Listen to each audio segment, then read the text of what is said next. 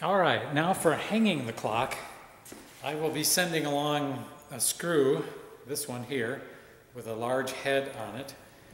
And this should go into a stud in the wall so that the screw head is about 5/16 of an inch out from the wall. And then later on, if the clock seems a little bit too loose on the wall, you can always tighten it in to make it maybe a 1/4 of an inch out. Whatever works best, but it should have a gap about that much out from the wall. This clock is small enough so that it can be hung by one of these wall anchors. I'll send this along too.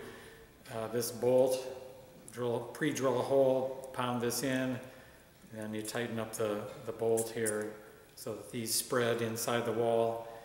And this ring here is flush with the wall, so then you can bring the bolt out so that again, the head is 5/16 to a 1/4 of an inch out from the wall. This would work okay for a clock this size, but it's of course simpler and even more sturdy to have a screw like this in the stud. As I have done here, I'll just show you what I've been hanging it from there, that screw. And that should be placed at least 68 inches above the floor in order for the clock to run a full 24 hours. Of course, you can hang it higher, but if you hang it lower than that, it may not run for quite 24 hours on one winding. So once you've got the hanger in the wall, then it's time to put the clock up. I'll just show you the back of it here.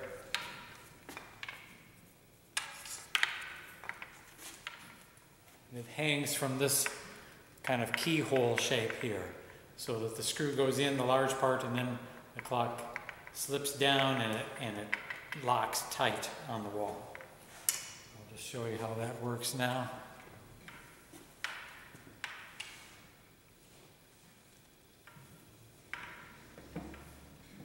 All right, now it's hanging in its spot. I'll just make sure the camera is aimed correctly. I've got the weight still just sitting there on the floor. And I'm going to explain a couple things before I hang the weight. Now the bottom of the clock has a little fastener. It's actually just a small nail that protrudes out of the back of the clock frame. Let me zoom up here on that.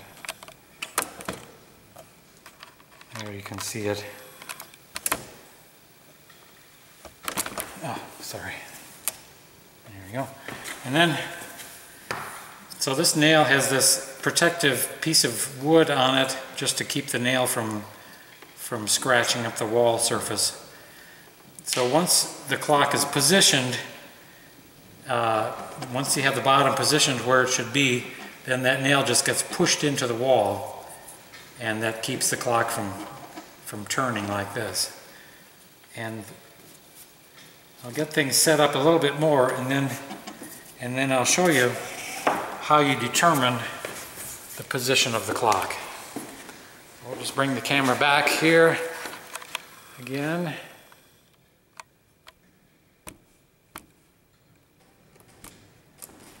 And the weight. The weight string gets hung over the main pulley, but before I can do this, I need to take this little weight off. It's just wound around there a couple of times. Let that hang down. All right, now.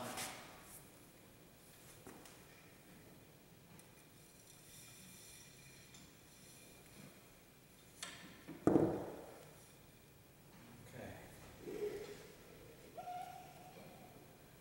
And then also,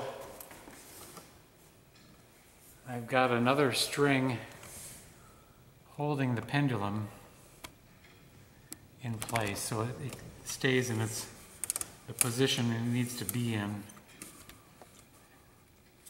I just got this looping cord here it's not real tight, so you need to take that off. Just untie this little knot in it.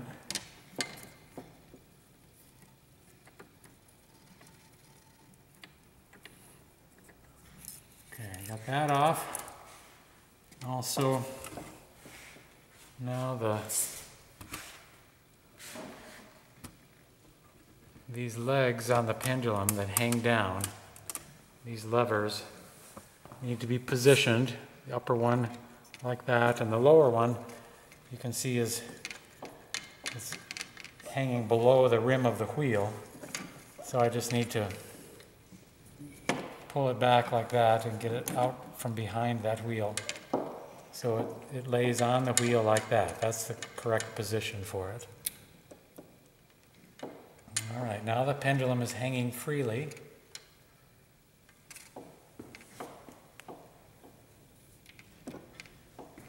And then there's another little weight that's hanging down here. I'll put some kind of a fastener on this little string so it stays over this pulley. But in case it comes off this pulley, it just goes on like this. So this little weight hangs down off of the right side of this little pulley. This is for winding. It's for winding the weight. Let's see if the camera shows that. Nope, it didn't. There's the pulley with this weight hanging down on the right side. Now I'm going to just wind the weight a little bit by pulling down on this little weight here and then lifting up on the main cord here that the main weight hangs from. I'm just going to wind it up a little bit to get that main weight off the floor. Now the clock, now that it's got the weight pulling on the string, now I can move the clock without it sliding back down in the wrong position. Let me just show you here how this should look. So I've moved the bottom of the clock to the left, so it's about maybe 3 inches from the edge of this gear to this string. Now you start up the pendulum, just give it a little push, get it started swinging like that, and then the way to determine exactly where that little nail should be pushed into the wall is by observing these pendulum legs, these levers that hang down. As the clock is running, watch how much they lift up from the side of the wheel. They should lift up an equal amount. So you can move the clock, you can turn it like this until they're lifting up equally. I'll just demonstrate. I'll turn it to the left real far. This just lifted up a little bit, and this is going up about 1.5 inches. Half inch, 1.5 inches. So you know it's out of balance.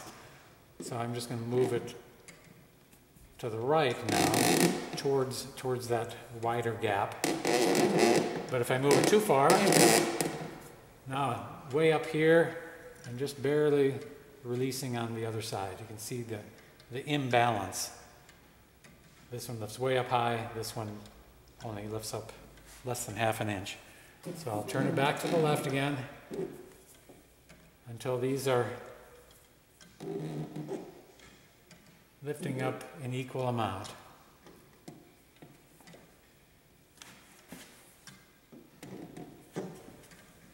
Okay. Then we've got that in the right position.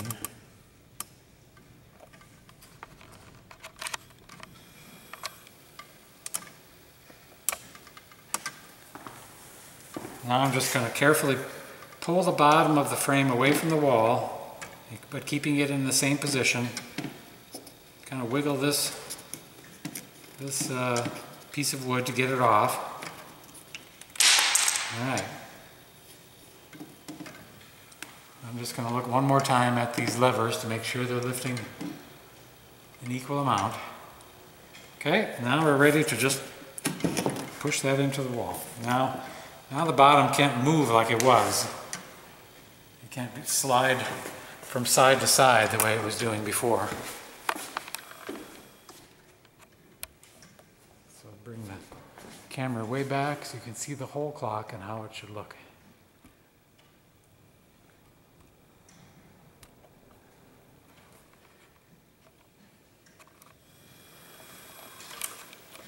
Pendulum legs, lifting up an equal amount.